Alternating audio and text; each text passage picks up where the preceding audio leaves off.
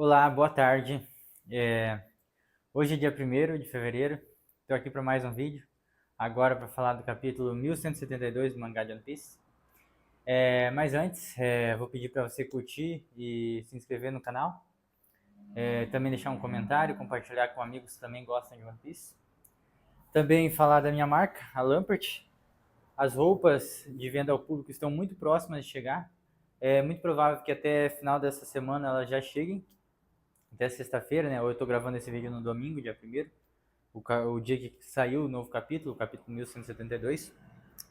E é muito provável que até sexta-feira dessa semana ela já chegue. Então, a gente vai tirar as fotos dessa semana, vai colocar no site, o site já vai rodar e a gente já vai ter as roupas, as camisetas para vender. E além das camisetas, nós temos ainda o suplemento, que é o suplemento prebiótico, que é as fibras prebióticas, que é o alimento para as bactérias boas do intestino. Porque se o seu intestino funciona bem, o teu corpo inteiro funciona bem. E isso é saúde. Isso é muito importante pra gente. Porque a vida é boa, mas quando a gente tem bastante saúde, a gente gosta de bastante saúde, a gente tem mais liberdade, porque a gente pode fazer mais coisa quando a gente está com saúde. E liberdade é o que o One Piece, né, mostra, né? Essa é a mensagem essencial do One Piece, a liberdade, né? Então a saúde traz liberdade.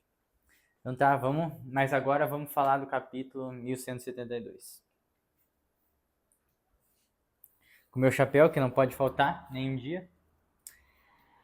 Bem, o capítulo começa ali com o Gaban falando do que ele sabe sobre os inimigos, descrevendo o campo de batalha ali pro pessoal, pro Sanji, pro Rajudin, pra mulher lá, que é a esposa do Gaban, pro Zoro, pra galera toda que tá ali, como que tá a situação e qual que vai ser o melhor jeito. No mangá também aparece um balão falando, né, onde cada um tá. O balão está explicando a posição de cada um, as crianças onde elas estão, o Jaru onde ele está, o Dory e o Brog que estão possuídos, né, pelo Dome Reverse, e também o Chapéu de Palha agora chegando ali e o Sanji. O pau vai comer, né? Então, então, né, as crianças lá, o Gaban começa a explicar por que não dá para resgatar as crianças. Porque não é só resgatar as crianças, não é só ir lá e resgatar, não dá, não é bem assim. Os inimigos, os três inimigos, né, os três cavaleiros de Deus lá, se uniram e cada um tem um poder diferente e esses poderes eles combinam quando juntados, né, quando em conjunto.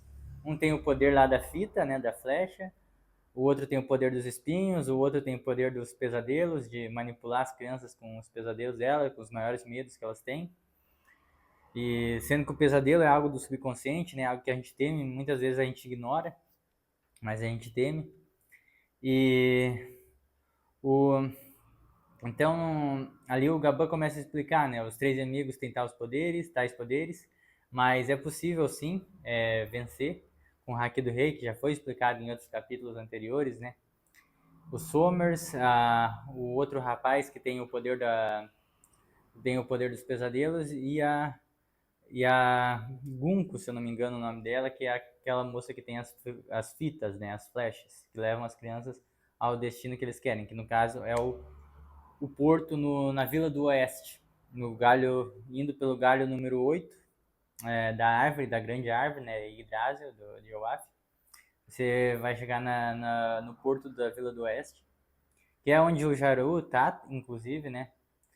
E o Dory e o Brog estão indo até lá. E ele disse, ele é bem sincero, ele é bem honesto, né? Diz assim, que se eles não conseguirem alcançar, se as crianças irem pro porto, vão ir pro mar. Daí tá tudo acabado. Então ele tá sendo bem direto ali, porque essa informação direta, honesta e sincera é importante naquele momento, né? Para o pessoal realmente se ligar no que está em jogo ali, no que está acontecendo. Que o objetivo disso qual é? Tornar as crianças reféns, e tornando as crianças reféns, você começa a conseguir escravizar os guerreiros de lá. Porque esse foi o objetivo de Imo desde o começo. O Harald era um rei que queria o bem do seu povo, que queria uma união global e que queria aprender com outras culturas, queria que o Baf aprendesse com os outros e queria que os outros também aprendessem com o Baf. Era uma troca de aprendizados, de diplomacia. E ele era um cara que tinha esse coração e ganhou esse coração justamente por causa da Ida, né? Que é a mulher que ele conheceu no mar e que mudou totalmente a forma de pensar que ele tinha, os sentimentos que ele alimentava no coração. E isso mudou ele para sempre, né? E o objetivo dele sempre foi a paz, unificar o mundo, unificar o BAF e trazer a paz, para fazer uma nação pacífica e um mundo pacífico. E o governo mundial sendo uma instituição que tende a ser que é para ser algo unido, que é para ser uma coisa para unir, entre aspas. Então tem a Marinha, o Araldi confiou no governo mundial, mas ele viu que no final que não era assim. Quando no Leis de Morte ele viu que não era assim, não era por ali. Ali o Jaru começa a falar, né, no Dendenmush, o que realmente aconteceu há 14 anos atrás. E ele começa a falar tudo e o povo começa a entender. E isso é uma coisa, é algo importante que eu sempre friso, que a verdade sempre vem à tona. Não importa quão bem foi contada a mentira, a verdade sempre vai vir à tona. Tem uma frase, um texto na Bíblia que diz assim: nada que há em oculto, não há nada em oculto que não venha a ser revelado, e não há nada encoberto que não venha a se descobrir. E isso é verdade. A verdade pode demorar um dia, uma semana, um mês, um ano, ou 14 anos para chegar, como é o caso do mangá, que fala ali que 14 anos entre a morte do Rei Harald e agora o que está acontecendo agora, da nova invasão, né, dos Cavaleiros de Deus. Mas a verdade chega. E tem um outro ditado que diz que a mentira tem perna curta. Então, a verdade sempre vai vir à tona. De um jeito ou de outro, a verdade vem.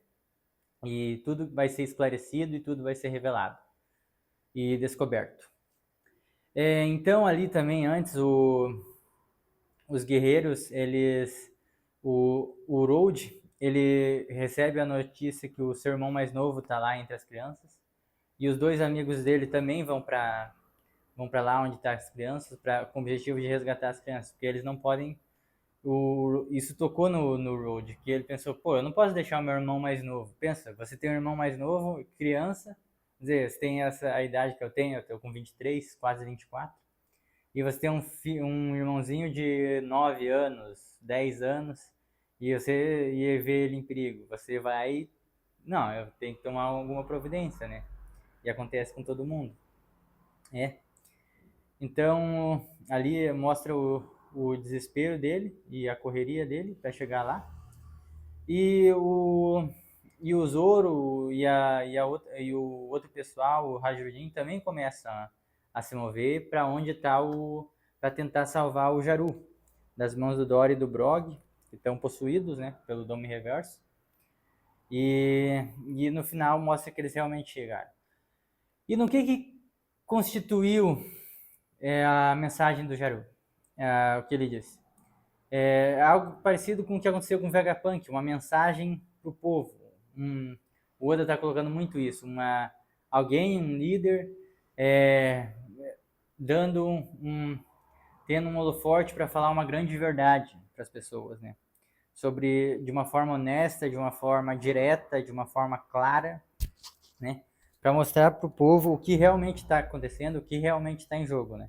Porque é importante para as pessoas saberem a verdade. A verdade precisa ser dita e as pessoas precisam conhecer a verdade. Como existe o texto bíblico, né? Conheceis a verdade e a verdade vos libertará. Você precisa conhecer a verdade. Ali ele fala que o Loki não matou o Harald. Claro, que a gente sabe, né, lendo o mangá, que o Loki matou o Harald, mas isso não foi algo proposital, que ele quis, é um sanguinário, um louco, um maníaco e matou o Harald, era sangue frio. Não, ele foi uma coisa que ele não queria fazer, que ele se arrepia, se ele tem uma repugnação muito grande de falar sobre tal assunto, mesmo 14 anos depois, mesmo muitos anos depois, já para o ano passado, e que ele não queria fazer, e foi algo que o Harald pediu, porque se ele continuasse vivo, ele seria um grande problema para o BAF e para o mundo, por conta de ele ser muito poderoso e ele ter muito poder, e de ele não ter controle sobre esse poder, não ser ele ser um escravo da marca, né? Da marca do Mar Profundo que ele recebeu do Imbu. Então o Jarui começa a contar o que aconteceu, que os demônios mataram Araldi, e Araldi era um rei justo que queria paz e que foi enganado por esses demônios e que hoje esses demônios voltaram. E que em hipótese alguma Elbaf vai se render. Elbaf nunca irá se render. Eles lutarão e porque eles são uma nação guerreira e eles têm esse sangue, eles têm esse instinto, esse instinto primitivo dentro deles de lutar até o fim, de lutar até a última gota de sangue. Eles não se renderão por conta de dome reverso, de ilusões, de espinhos ou de qualquer outra coisa. Eles permanecerão firmes e lutarão até o fim. E os Cavaleiros de Deus parecem estar muito confiantes, né, no que eles estão fazendo, confiantes na vitória. O Somers até debocha, né? Essa missão tá tão na cara que a gente vai cumprir ela, tá tão no papo que eu vou até que eu podia até dormir um sono aqui, né? Ali no mangá fala que ele diz que ele pode até dormir um sono ali no meio de Elbaf. Então, ele tenta ressuscitar esse espírito, essa vontade nos cidadãos de Elbaf. Para que aquele espírito de guerreiro que foi atenuado, que foi tentado anestesiar aquilo, que ele possa ressurgir, para que os guerreiros de Elbaf possam lutar novamente. Porque eles não aceitarão ser escravos. Ou a liberdade ou a morte. Liberdade ou morte. Independência ou morte. E o Oda fez os gigantes, fez Elbaf baseado na mitologia nórdica, baseado nos vikings. Pode ver o estilo das casas, dos navios, da lenda dos contos dos gigantes, a própria árvore, né? O nome, Loki, o martelo, tudo baseado na mitologia nórdica. E os vikings, né, eram guerreiros que estavam sempre prontos para a batalha. E a questão da independência ou morte é universal. O Elbaf é baseado na mitologia nórdica, na cultura nórdica, nos países nórdicos, mas a cultura do martírio, da honra, de lutar até a morte pela sua liberdade, de colocar a liberdade e a honra acima da própria existência, da própria vida, do próprio sangue, está enraizado em todas as culturas do mundo. Desde os samurais no Japão, a jihad no Oriente Médio, do mundo árabe. Aqui no Brasil mesmo, a independência, né? O Dom Pedro II, se eu não me engano, no dia 7 de setembro de 1822, proclamou às margens do rio Ipiranga independência ou morte. Então, essa vontade existe em todas as pessoas que amam a liberdade, que amam a honra e que não querem ser escravos. E o governo mundial é o oposto disso, né? O governo mundial é dominação, tirania, despotismo. E os Di é uma casca, é uma família que se opuseram a isso. São os verdadeiros filhos da liberdade, filhos da verdade, né? São o que seria no mundo real a descendência abraâmica, os descendentes de Abraão. E essa é uma mensagem muito profunda, trazendo duas grandes mensagens aí nesse capítulo, que a verdade sempre vem à tona, não existe uma mentira que dure para sempre, mentira tem perna curta, uma hora vai cair. O povo de Elbaf agora sabe que o Loki não matou o Araldi, ou se matou, não foi de propósito, não foi por maníaco, por louco, e sim porque foi feito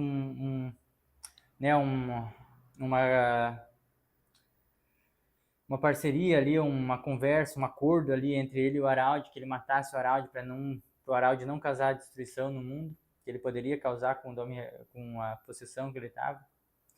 E que a gente deve lutar até o fim, até a última gota de sangue, e colocar a liberdade e a honra, os nossos princípios, a nossa cultura, a nossa fé, acima da nossa própria existência, quando necessário. lutar até o fim, lutar até a morte. Porque isso é importante. E eu tenho muita fé. Eu oro ao Criador, aquele que fez o céu, a terra, o mar e as fontes das águas. Eu oro a Ele, o Senhor dos Exércitos, que eu possa também ter uma morte assim. Eu, porque morrer todo mundo vai morrer, mas eu quero morrer como um mártir. Eu quero morrer como alguém que despertou a consciência crística e vai se tornar um mártir por conta dessa consciência crística, dessa mensagem espiritual que vem acompanhada com essa consciência. E que eu possa morrer não por uma doença, não por um acidente de trânsito, mas pelo martírio, pela verdade. Eu quero morrer como um mártir. Então é isso, eu acho que é esse capítulo. O Zoro. No final ali, eu ia me esquecendo. No final ali, o Zoro e o Hajirudin chegam onde está o Dory e o Brog. E o Zoro diz que tem um plano. Né? E o Dory e o Brog já estão ali prontos para matar o Jaru. E o Zoro diz que tem um plano, a gente ainda não sabe qual é, mas o Zoro tem sua genialidade, né, em batalhas, então é bom a gente ficar atento a isso. E então é isso. E, o semana que vem tem mais, né, é o dia 8. Continuamos juntos nessa caminhada do One Piece, rumo ao One Piece, a última ilha, Left Tail. E muito obrigado, meus amigos, que nós possamos nos unir cada vez mais, criar um sentimento de fraternidade, unidade, de amizade ao longo do tempo, que se fortaleça e para que a gente encontre o One Piece juntos. Muito obrigado pela sua atenção. Até a próxima, até a semana que vem. Nos vemos e continuamos juntos, porque nós somos uma grande família e o planeta Terra é a nossa casa. Muito obrigado.